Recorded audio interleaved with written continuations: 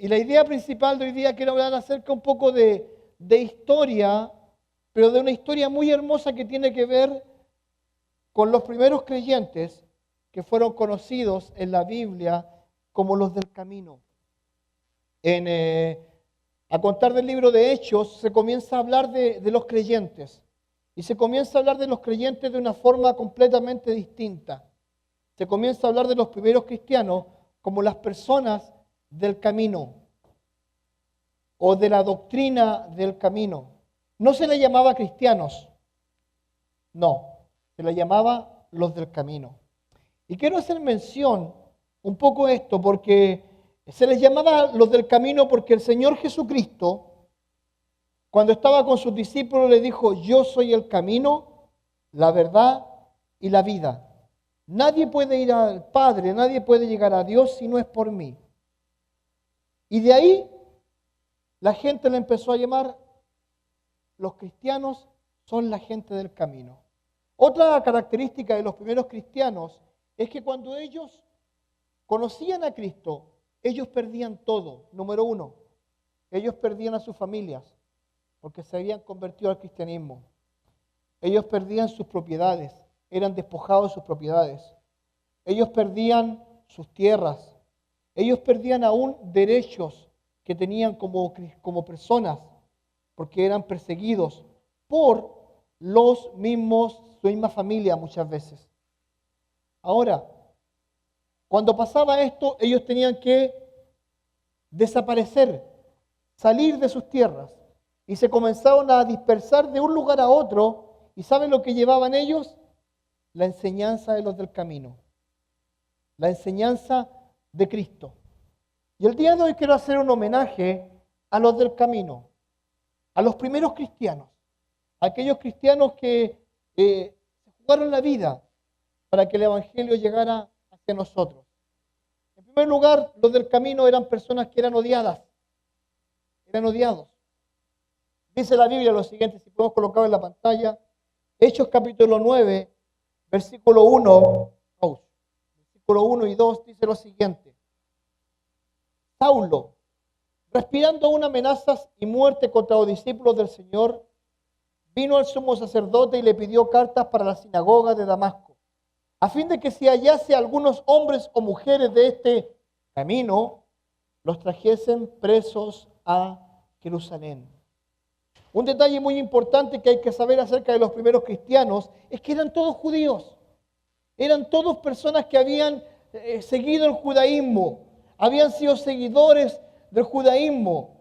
Pero ¿saben? Cuando ellos se convierten a Cristo, cuando ellos llegan a la persona de Cristo, se convierten en enemigos de la nación. Y Saulo en ese momento, con odio en su corazón, comenzó a buscarlos para cazarlos, para matarlos. Su primera víctima fue Esteban, al cual lo apedrearon. Y dice la Biblia que las ropas de Esteban fueron puestas a los pies de Saulo, en señal de que todo estaba bien, que habían hecho lo correcto. Y sabe que los primeros cristianos fueron odiados, fueron perseguidos. ¿Sabe? El cristianismo siempre va a ser perseguido. El cristianismo siempre va a ser perseguido por A, por B o por C. Y la razón es simple, la razón es Cristo. Cristo, lo que Él hizo, y escuche bien esto, Él rompió todas las barreras de ese momento. Todo lo conocido Él lo rompió. Él dijo: tienen que amar al prójimo, pero también al enemigo. Él perdonó pecados, algo que la gente no podía hacer, porque se ponía a la altura de Dios. ¿Y Él qué hizo? Él, cuando estuvo con sus discípulos en los últimos momentos, le dio la oportunidad a Judas, un traidor, a que se arrepintiera. Él le lavó los pies a los discípulos. ¿Sabe lo que hizo Cristo? Él cambió la perspectiva de una religión a una relación con Dios, pero a una relación con las personas también. Les quiso decir, ya no sean más individualistas. No piensen en solamente ustedes y Dios, sino que piensen entre ustedes y las personas. Cuando nosotros ayudamos a las personas, cuando nosotros oramos el uno por el otro, cuando nosotros bendecimos a otras personas, es algo que generalmente no se da, no es común, pero Cristo lo enseñó. Cristo enseñó a hacer eso. Y por eso los cristianos eran odiados. Eran odiados porque vendían sus propiedades. Eran odiados porque participaban de la cena del Señor. Eran odiados porque hablaban de una esperanza que iba más allá de la religión. Eran odiados porque simplemente habían creído en el Cristo que había muerto y resucitado. Y que había nacido como pobre. Que nació en un establo. Eran odiados porque habían creído en ese Cristo. ¿Y sabes qué? Eran perseguidos. Y si alguna vez a ti te persiguen o por alguna vez a ti te calumnian porque has aceptado a Jesús como Salvador personal y has creído en Él, permíteme decirte esto, no eres el primero, ni vas a ser el último. En segundo lugar, el camino o la enseñanza del camino se transformó en una enseñanza. Vea lo que dice la Biblia en Hechos 18, 24 al 26. Llegó entonces a Éfeso un judío llamado Apolos, natural de Alejandría, varón elocuente, poderoso en las Escrituras. Este había sido instruido, ¿dónde? En el camino del Señor, y siendo de espíritu fervoroso, hablaba y enseñaba diligentemente lo concerniente al Señor. Aunque solamente conocía el bautismo de Juan, y comenzó a hablar con denuedo en las sinagogas, pero cuando lo oyeron Priscila y Aquila, le tomaron aparte y les pusieron más exactamente el camino de Dios. El camino se transformó en una enseñanza. ¿Sabe? Este Apolos conocía solamente una parte del Evangelio, conocía solamente una parte de lo que Dios había revelado, que era ¿qué? El bautismo de Juan. Arrepentidos porque el reino de los cielos se ha acercado.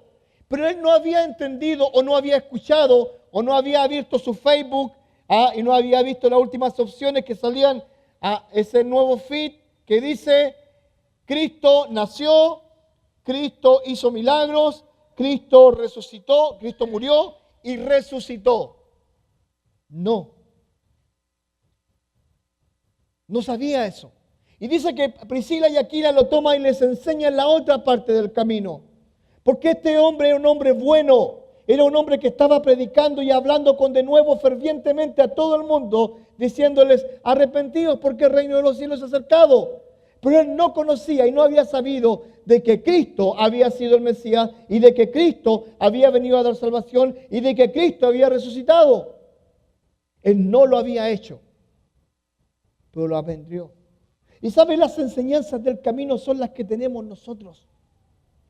Esas enseñanzas básicas del camino, nosotros las tenemos. Nosotros como hijos de Dios tenemos una hermosa enseñanza para transmitir a otros, para comunicar a otros. ¿Saben que las enseñanzas de Cristo son maravillosas? Están llenas de vida. Porque la palabra de Dios dice que Él vino a dar vida y vida a todos nosotros. Él vino a dar esperanza donde no había esperanza. Él vino a dar luz donde había oscuridad. Él vino a sazonar la tierra con su sal para que nosotros seamos sal.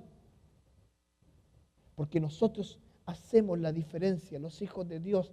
Cuando usted obra bien como un hijo de Dios y ama a Dios y respeta a Dios, usted va siempre a marcar una diferencia y va a ser odiado muchas veces por esa diferencia. Porque le van a decir, pero tú eras así, tú eras así. Si yo era así, yo era así. Pero yo hoy en día disfruto de una relación personal con Dios. Y se transformó en una enseñanza. Ahora es interesante también lo siguiente. El camino provocaba discordia y disgusto. Dice en Hechos capítulo 18, 8 al 9.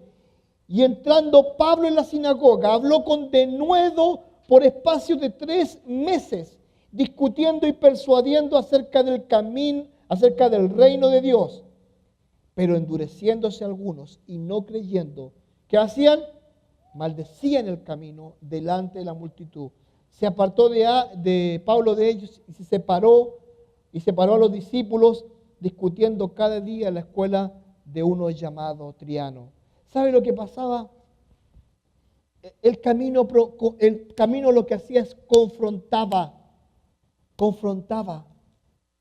Pablo le estaba diciendo, dejen de ser religiosos. ¿Sabe que la escuela judía en ese momento, y hasta el día de hoy lo enseña, hay ¿cuántos mandamientos? ¿Cuántos existen? ¿Sabe cuántos mandamientos habían ellos creado por sobre esos mandamientos?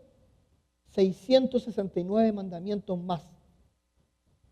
Imagínate vivir con 669 mandamientos más en tu vida, donde todo estaba controlado, donde todo tenía que ser de cierta forma, y si ellos no cumplían esa forma, había un Dios como el Dios Zeus que se enojaba y los castigaba. Y Pablo les dice, las enseñanzas de Cristo son completamente diferentes. No hablan de un Dios de castigo, no hablan de un Dios de enojo, hablan de un Dios de amor. Y eso los disgustaba.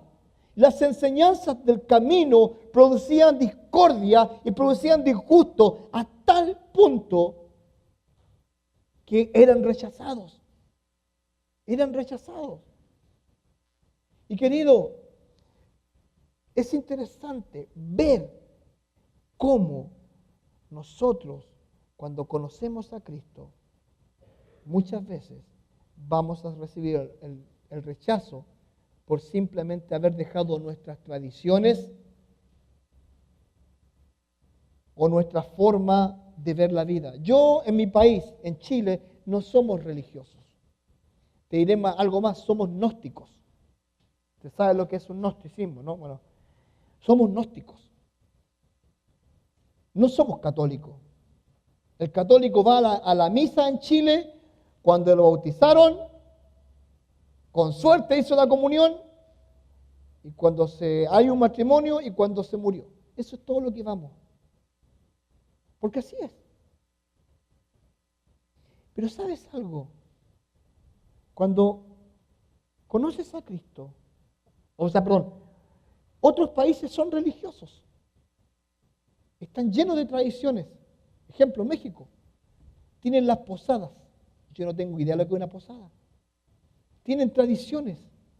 Y muchas veces las tradiciones son más importantes que las enseñanzas del camino, que las enseñanzas de la palabra de Dios. Y a veces nos pueden hasta juzgar porque ya no hacemos eso.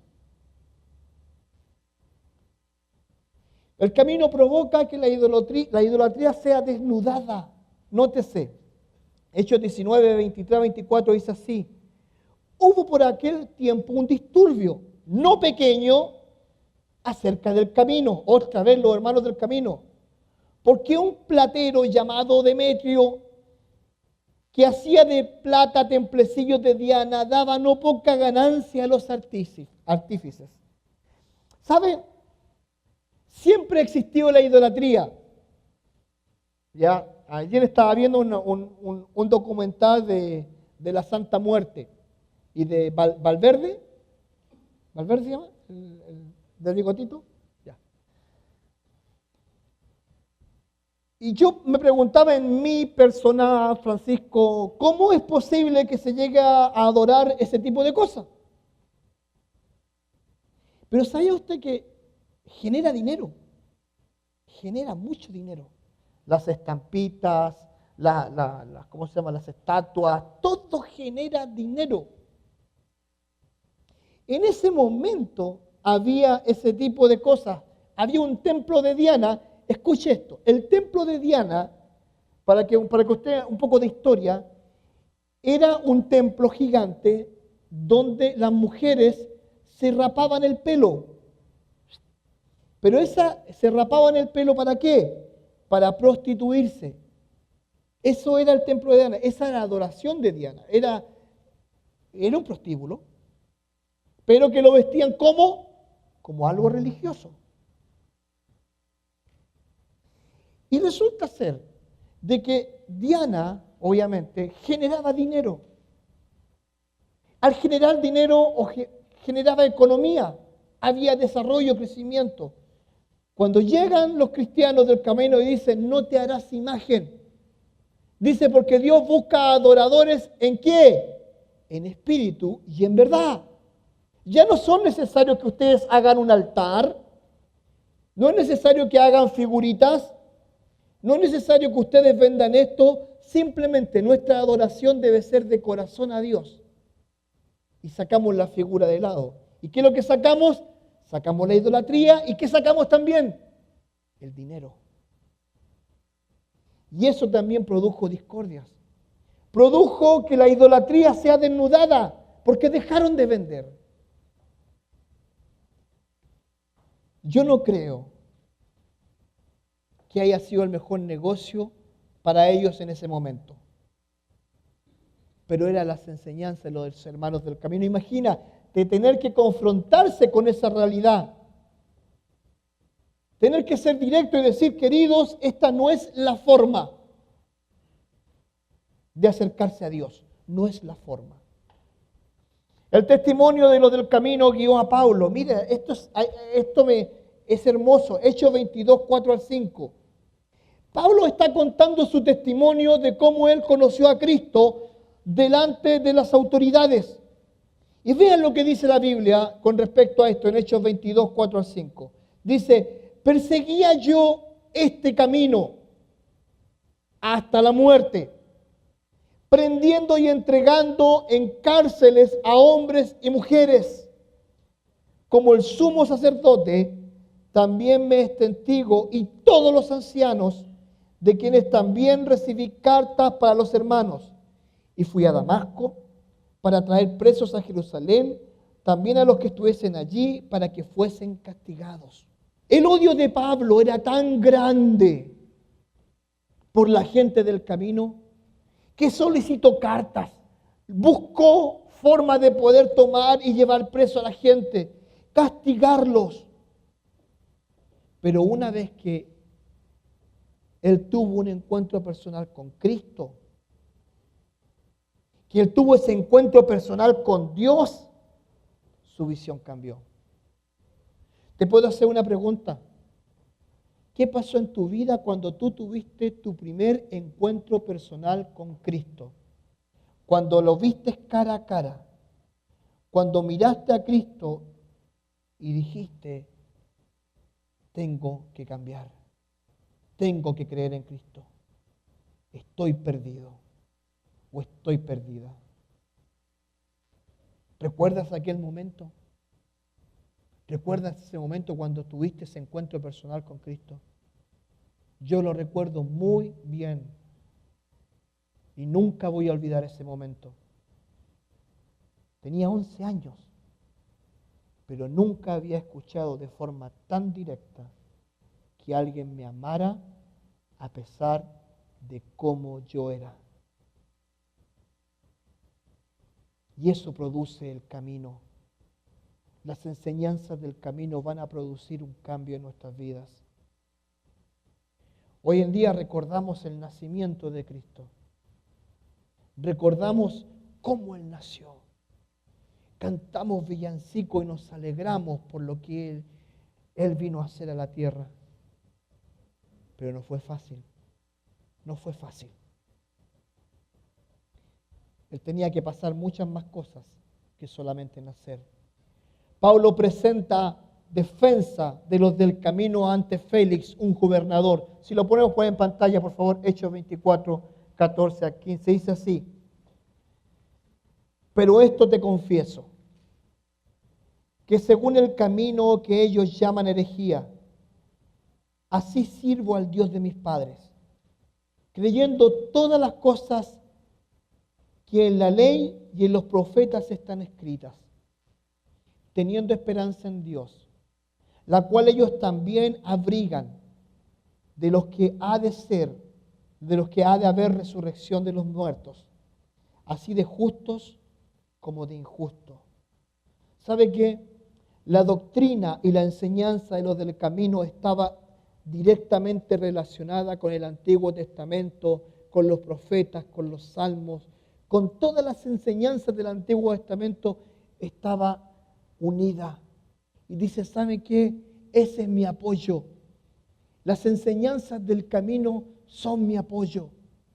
Las enseñanzas del camino son lo que a mí me permiten creer que yo siendo un judío, dice Pablo siendo judío, siendo un doctor de la ley, dice, mirando para atrás, veo que fue prometido un Mesías. Mirando en el presente, veo que este Mesías vino. Mirando en el futuro, veo que este Mesías va a volver. Y eso es algo que ellos no entendían. ¿Sabe qué? La doctrina del camino está relacionada con el Antiguo Testamento. Esta maravillosa Biblia tiene Antiguo y Nuevo Testamento. ¿Y sabe lo más lindo de este libro? Es que no se contradice. No se contradice. A mí me gustaría, Francisco Collío, suavizar un poco el mensaje de la Biblia. Pero ¿sabe algo? La Biblia nunca suaviza su mensaje. Menciona a David como un hombre con el corazón de Dios, pero como un adúltero. Menciona a Isaac como el hombre que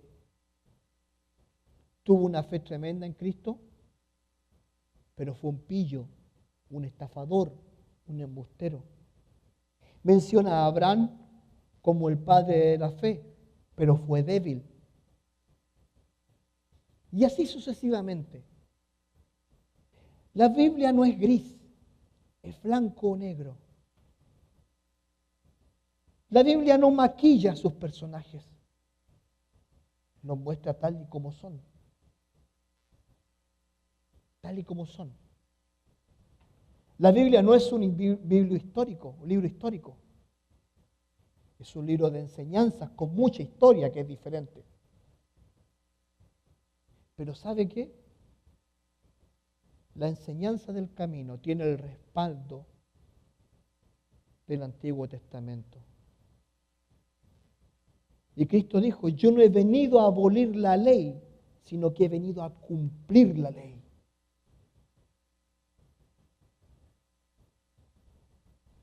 El mensaje del camino era conocido por las autoridades. Hechos capítulo 24, 22 en adelante dice así. Entonces Félix, oídas estas cosas, estando bien informado de este camino, les aplazó diciendo, cuando descendiere el tribuno Lisias, acabaré de conocer de vuestro asunto. Y mandó al centurión que se custodiase a Pablo, pero que se le concediesen algunas libertades y que no impidiese a ninguno de los suyos servirle o venirle a él. ¿Sabe algo? Las autoridades romanas en ese momento conocían del camino, conocían de sus enseñanzas. Pablo les había explicado. ¿Sabes tú? Una de las cosas más lindas que me gusta es cuando tengo la posibilidad de hablar con autoridades. Me he sentado con el alcalde 2 veces. Le he podido hablar acerca de lo que es este libro y también de la realidad nuestra como hispanos.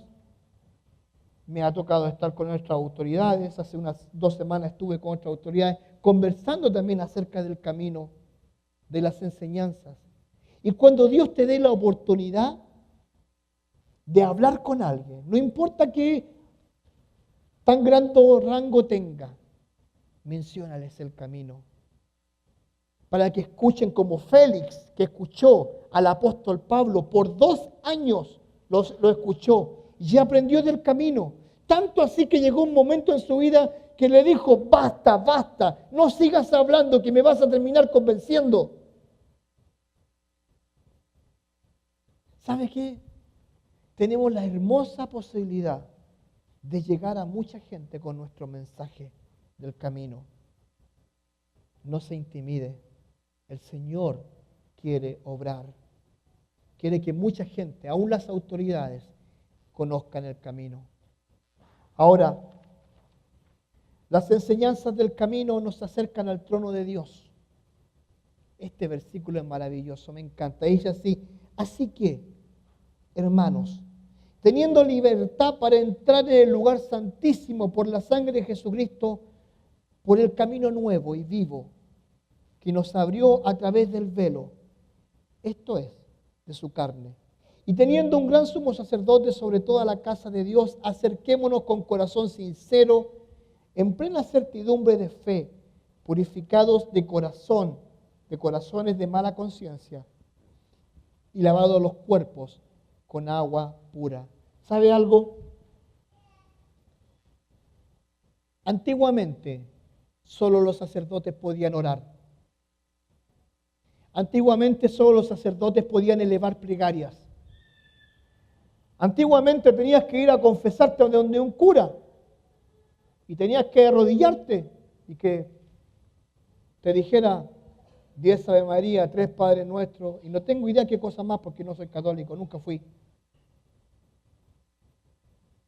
Pero cuando conocemos el camino de Cristo, dice que tenemos acceso directo al trono de la gracia de Dios. Ya no necesito un intercesor. Ya no necesito a nadie que interceda por mí. Yo puedo estar en la intimidad de mi cuarto y orar a Dios. ¿Y sabe algo? Él me va a escuchar. Puedo estar en la multitud de un auditorio como este y Dios me va a escuchar. Puedo estar en una tremenda multitud, en un atochamiento en el carro, y puedo orar y Dios me va a escuchar. Porque tenemos acceso directo. ¿Sabe lo que se llama eso? Una relación. Así como usted tiene una relación con su esposa o con su esposo y conversan los dos y se sientan a conversar o en la cama conversan. Anoche era la 1 de la mañana y le dije a mi esposa, cállate, ya no más, quiero dormir. Me encanta hablar con mi esposa. Me encanta hablar con mis hijos. Pero más me encanta cuando estoy a solas con Dios. Cuando puedo hablar con Él. Cuando sé que tengo ese libre acceso que antes yo no tenía. Que tengo esa libertad que antes yo no tenía. Y que Él me va a escuchar. Eso es maravilloso. Muchas veces nosotros nos sentimos solos o solas. Que nadie nos quiere. Pero permíteme decirte que este versículo dice simplemente que tenemos acceso directo para entrar al lugar santísimo porque Cristo abrió ese velo para que nosotros pudiéramos llegar a ese lugar. Cuando Cristo murió en la cruz del Calvario, dice que el velo del templo que separaba el lugar santo, el lugar santísimo, se rasgó en dos. Y dice que se abrió el lugar santísimo y en ese momento, simbólicamente, Cristo abrió ese lugar para que nosotros pudiéramos entrar. Y eso es algo único. No necesitas una religión, simplemente una relación con Dios. Conocer a Cristo, llenarte de Él, aprender de Él, ser parte de Él, disfrutar de la gracia de Dios, disfrutar de ese amor maravilloso que Él te quiere dar. Eso es lo que Él quiere. Te quiero contar una historia antes de terminar. El 4 de abril del año 2006, un año antes yo de venir acá a los Estados Unidos, 400 jóvenes soldados, nuevos soldados chilenos, fueron llevados a la montaña. En ese momento en que fueron llevados a la montaña, el ejercicio era este. Iba a venir una tormenta de nieve, iban a ir del punto A al punto B, caminando. Estos 400 jóvenes llegan a ese lugar, Pero vino lo que se llama una tormenta de nieve, que se le llama el polvo blanco, donde no ves nada. Hubo viento, las temperaturas bajaron a menos 15 grados bajo cero. El lugar no estaba acondicionado para que los 400 estuvieran ahí, pero estaban protegidos. Un capitán dice: los soldados chilenos tienen que presentarse y hacer este ejercicio. Muchos de ellos no tenían la ropa adecuada. Y salieron en caravana 126 soldados del punto A al punto B. Muchos de ellos perdieron el camino. 46 soldados jóvenes entre 18 y 19 años perdieron la vida. Ahí hay una foto real de cómo ellos quedaron en el camino. Son fotos reales. 46 jóvenes murieron buscando el camino. ¿Sabe qué? No pierdas el camino como lo perdieron ellos. Cristo dejó un camino. Yo soy el camino. Yo soy la verdad. Yo soy la vida. Si estás en el camino correcto, guía a otros al camino. Háblales a otros del camino. Cuéntales del camino. Dile lo maravilloso que se siente ser un hijo de Dios que ha encontrado el camino, que ha encontrado paz y salvación. Cuéntales cuán hermoso es poder tener una relación con Dios. ¿Sabes? Estas fechas son maravillosas. ¿Sabes por qué? Porque podemos decir Merry Christmas, Feliz Navidad. ¿Y qué es lo que es la Navidad? Déjame contarte la historia. La Navidad es más que un regalo. La Navidad es más que Santa Claus. La Navidad es más que el consumismo. La Navidad es el cumpleaños de Jesús. Recordamos su nacimiento. Nos alegramos por su nacimiento. En lo personal, yo no tengo lindas memorias de la Navidad. Éramos tan pobres que no había para regalos. Aún recuerdo que mi mamá decía: si colocan los zapatos en la ventana, el viejito Santa Claus les va a traer un regalo. Y yo colocaba mis chanclas allí. El viejo nunca llegó. Hasta el día de hoy lo estoy esperando. Pero cuando aprendí de que la Navidad no era eso, sino que la Navidad es Cristo,